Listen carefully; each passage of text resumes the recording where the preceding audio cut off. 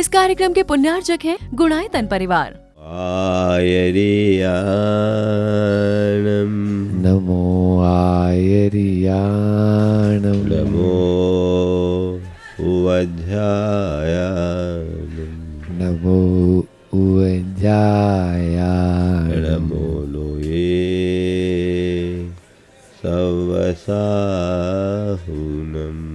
नमो लोई सवसाहुनं एसो पंच हळमोयारो ऐसु पंचिणमोयारो सवपावपनाशनो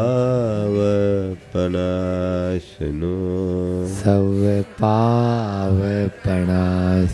मङ्गलाळं च सवेशिं मण्डलानं च सवे परमं होयि मङ्गलम् अडमम होई मंगलम। जय बोलो देवादिदेव खजराट श्री भगवान महावीर स्वामी की जय। अहिंसा परमो धर्म की जय। परम पूज्य आचार्य गुरुवर श्री विद्यासागर जी महाराज की परम पूज्य मुनि श्री 108 प्रमाण सागर जी महाराज की पूज्य मुनि श्री 108 निर्वेद सागर जी महाराज। एक आदमी ने रात्रि के अंतिम प्रहर में एक सपना देखा। सपने में उसे भगवान के दर्शन हुए। अब भगवान ने कहा, यहाँ क्यों पड़ा है, उठ पूरब दिशा की ओर जा। 3 मील आगे नदी के किनारे एक कुटिया में साधु रहता है। उसके पास बेश कीमती पारसमणि है, तू जा और उससे वो ले ले। और इतना ही देखते उसकी आंखें खुल गई। फूला न समाया, एक तो परमात्मा के दर्शन और दूसरा जन्म भर की दरिद्रता के मिटने का उपाय। वो औंधे मुँह चल गया, अंधेरे मुँह चल गया। आगे बढ़ा, दूर से उसे संत की कुटिया दिखाई पड़ी और संत की कुटिया में जाकर के उसने उन्हें प्रणाम किया और निवेदन किया, गुरुदेव रात में ऐसा ऐसा सपना मैंने देखा है, आपके पास पारसमणि है? संत ने कहा है। तो बोले मुझे दे दो, ले लो। पारसमणि है? बोले है। दे दो? बोले ले लो।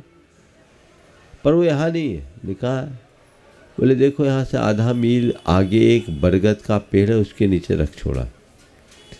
वो सीधे गया, दूर से बरगद का पेड़ दिखाई पड़ा।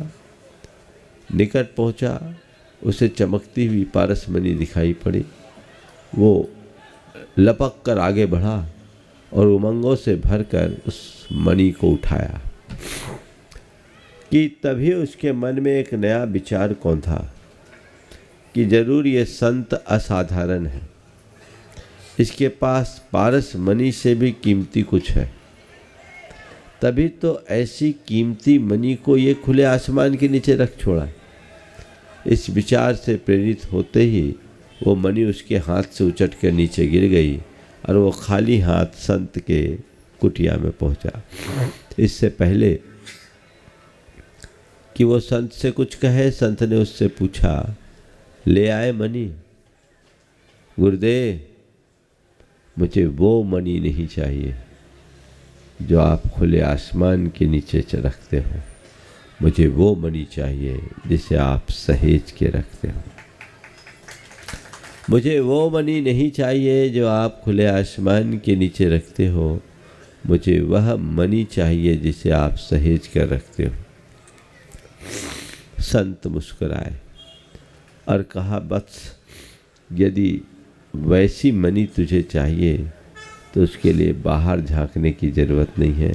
वो मणि तेरे भीतर है। अपने अंतर मन में झांक, आज वो मणि उपलब्ध हो जाएगी। अपने भीतर टटोलोगे तभी उस कीमती मणि को हासिल कर पाओगे।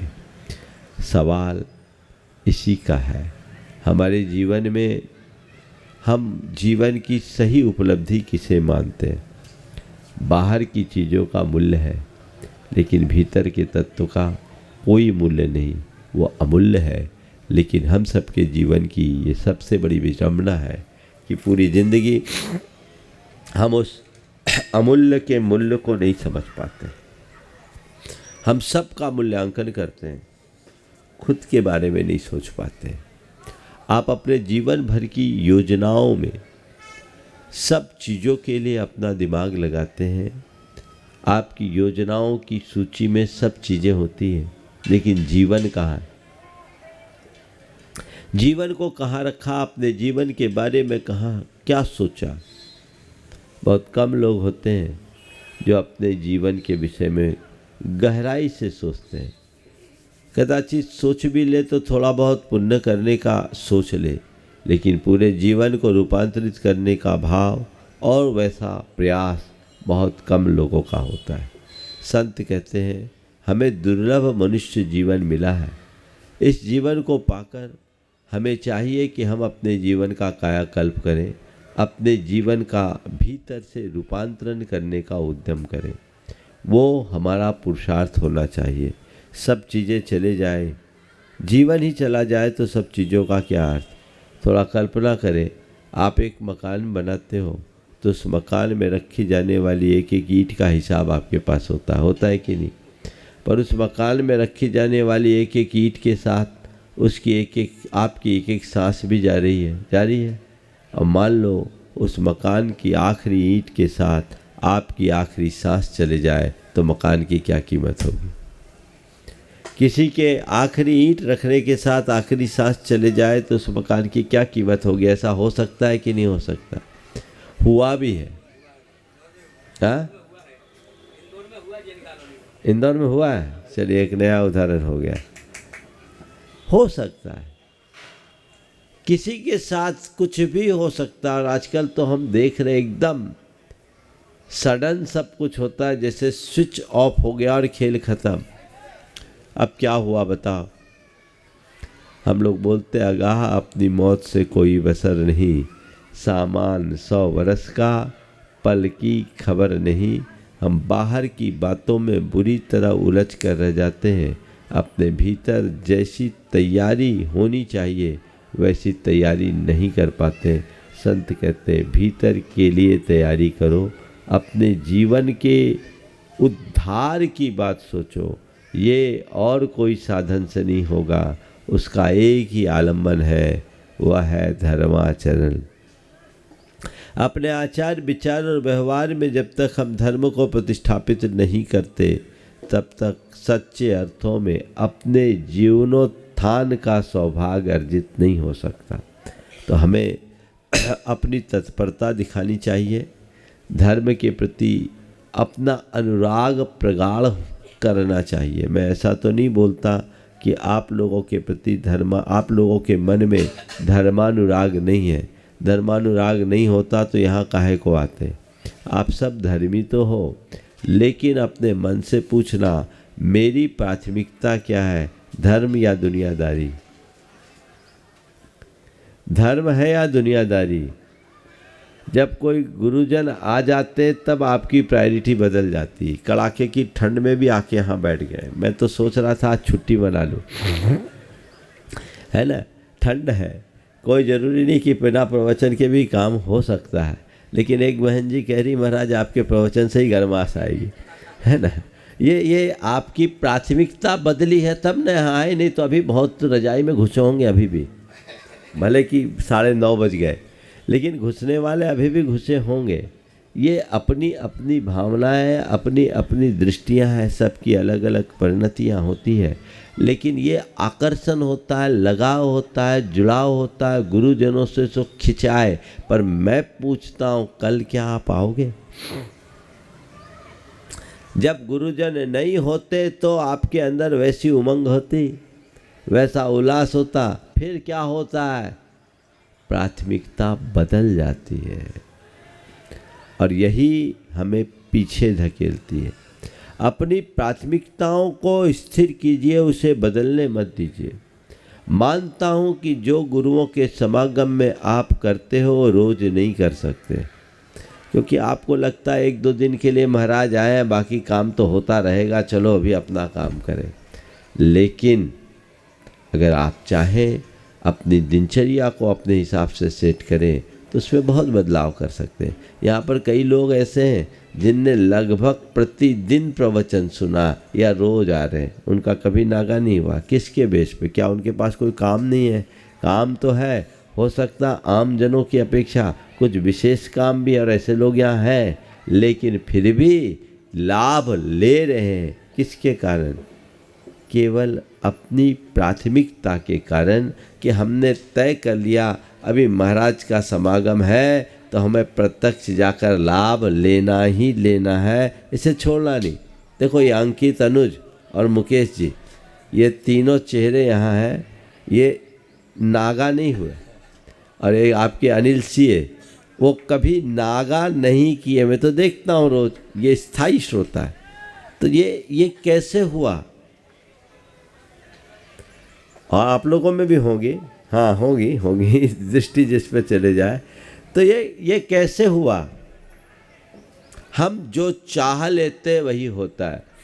इसलिए अपनी दृष्टि को बदलिए और धर्म को, धर्माचरण को अपनी प्राथमिकता की सूची में ऊपर रखिए।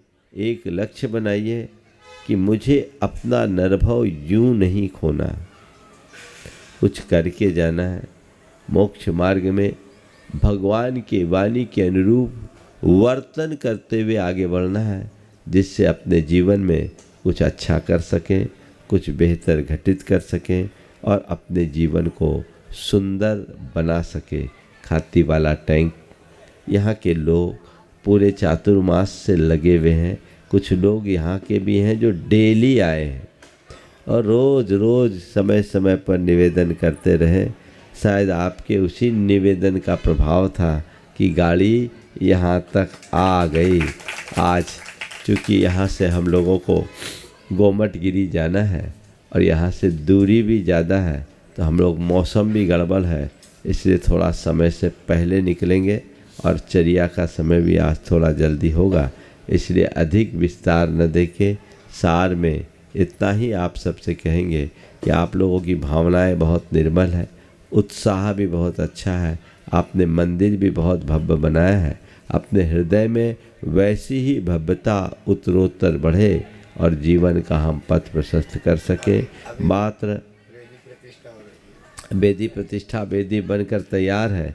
पहले आप लोग चाह रहे थे, अब जब उसका निमित्त आएगा, अभी भी चाह रहे हैं, लेकिन देखो, नहीं निवेदन की ज़रूरत नहीं, आशीर्वाद है, भावना भाव, आपका भाग्य होगा तो शायद हो जाए। लेकिन आप सबको पता है हम लोगों का कार्यक्रम क्या है। अभी तो उठा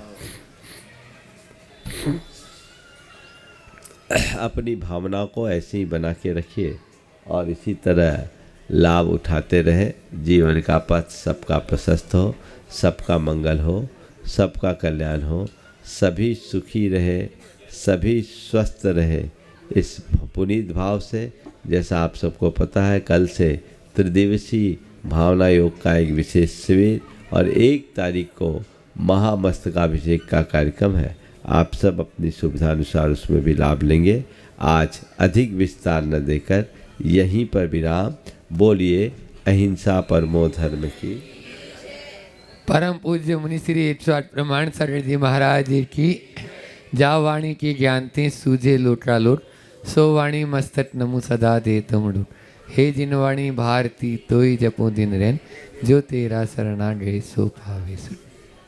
इस कार्यक्रम के पुण्यार्जक थे गुणायतन परिवार।